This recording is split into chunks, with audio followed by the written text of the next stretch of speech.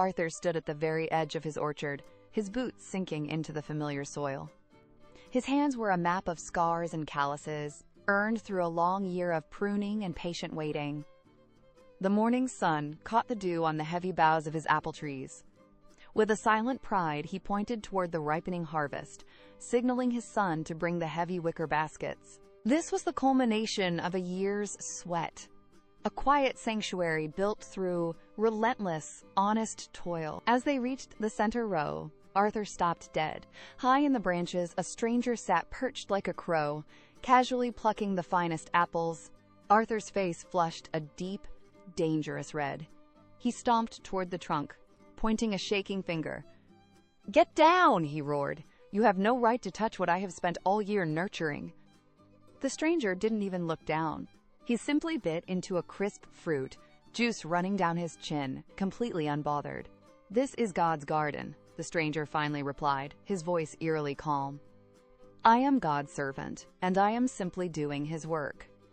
Do not interfere with the divine will."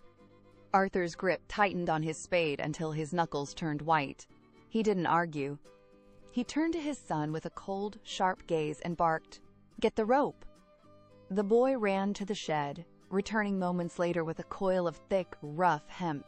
The air in the orchard grew heavy with impending judgment. Arthur forced the man down to the dirt and lashed him tightly to the rough bark of the tree.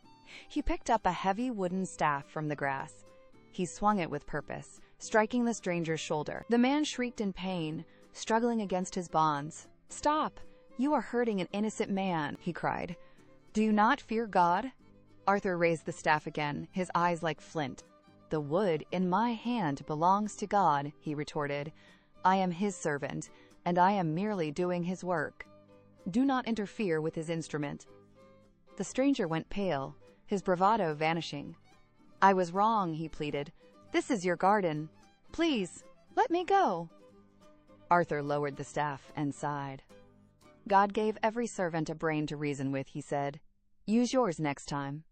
He cut the ropes, watching as the man vanished into the woods, leaving the orchard in peace.